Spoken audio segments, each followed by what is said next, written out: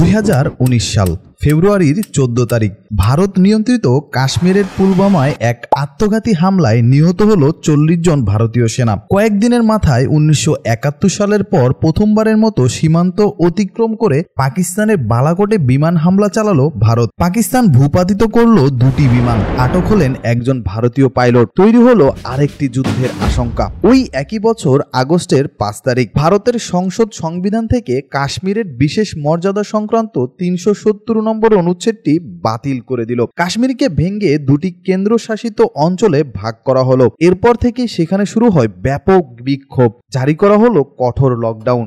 বিশ্বের সবচেয়ে বিরোধপূর্ণ অঞ্চলগুলোর একটি হলো কাশ্মীর। বিগত 76 বছরে এই কাশ্মীরকে কেন্দ্র করে ভারত ও পাকিস্তান 3 বার যুদ্ধে জড়িয়েছে, আর 80-র দশক থেকে আজ পর্যন্ত সহিংসতায় প্রাণ হারিয়েছে অন্তত 70,000 মানুষ। কিন্তু কাশ্মীর নিয়ে ভারত আর পাকিস্তানের এই রক্তক্ষয়ী সংঘাতের আসল কারণ কি? এই সংকটের সমাধান কি আদৌ হবে কোনোদিন? চলুন আজ এই প্রশ্নের উত্তরটা খোঁজা যাক।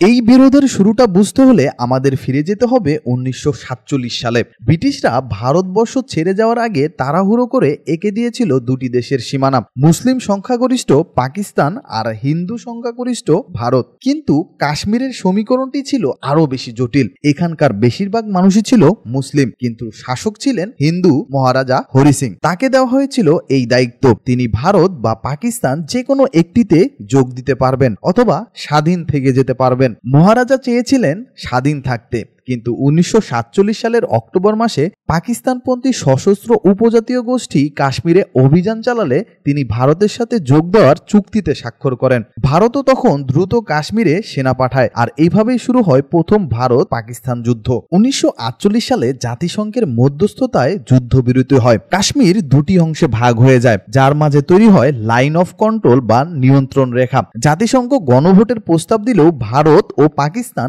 কেউই তাতে রাজি হয়নি, কারণ মুসলিম সংখ্যাগরিষ্ঠ হওয়ায় পাকিস্তান ভেবেছিল কাশ্মীর তাদের হবে, আর ভারত মনে করেছিল মহারাজার চুক্তি অনুযায়ী কাশ্মীর তাদের। সেই গণভোট আর কখনোই অনুষ্ঠিত হয়নি। এরপর কাশ্মীরের পূর্ণ নিয়ন্ত্রণ নিতে 1965 সালে দ্বিতীয়বার এবং 1971 সালে তৃতীয়বার যুদ্ধে জড়ায় এই দুই দেশ। 1971 সালে বাংলাদেশ স্বাধীন হওয়ায় পাকিস্তান তার পূর্ব অংশ হারায়, ফলে কাশ্মীর তাদের কাছে আরো বেশি গুরুত্বপূর্ণ হয়ে ওঠে। 1999 সালে কার্গিলেও একটি সংক্ষিপ্ত কিন্তু ভয়াবহ যুদ্ধ হয়, কিন্তু কোনো যুদ্ধেই নিয়ন্ত্রণ রেখার কোনো পরিবর্তন আনতে পারেনি। 80-র দশকের শেষ থেকে যুদ্ধের ধরন বদলে যায়। সরাসরি যুদ্ধের বদলে কাশ্মীরে শুরু হয় সশস্ত্র বিদ্রোহ।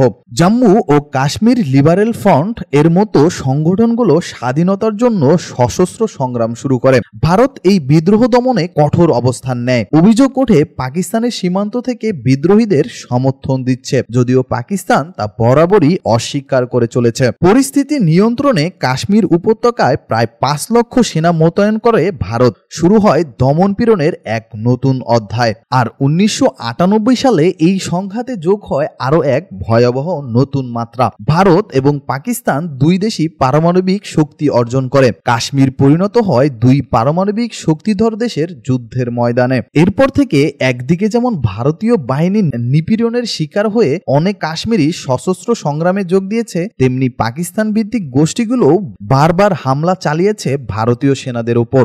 2001 সালে ভারতের পার্লামেন্টে হামলা, 2008 সালে মুম্বাই হামলা, প্রতিটি ঘটনাতেই ভারত ও পাকিস্তানের মধ্যে যুদ্ধের পরিস্থিতি তৈরি হয়েছে। আর এই সংঘাতের চক্রে পিষ্ট হয়েছে সাধারণ কাশ্মীরিরা। নিরাপত্তা বাহিনীর ছোড়া ছররাগুলিতে চোখ হারিয়েছে শত শত তরুণ, আর ঘর ছাড়তে বাধ্য হয়েছে হাজারো মানুষ। 76 বছর পরও কাশ্মীর ইস্যুতে ভারত ও পাকিস্তানের অবস্থানে কোনোই পরিবর্তন আসেনি। আকসাই চীন নামে কাশ্মীরের একটি অংশ চীনের নিয়ন্ত্রণে, আরেকটি অংশ পাকিস্তানকে ছেড়ে দেওয়া হয়েছে। কিন্তু ভারত ও পাকিস্তান উভয়ই পুরো কাশ্মীরকে নিজেদের বলে দাবি করে, আর বরাবরই এই দুদেশের অনড় অবস্থানের কারণে ভুক্তভোগী হয়েছে সেখানকার সাধারণ কাশ্মীরিরা।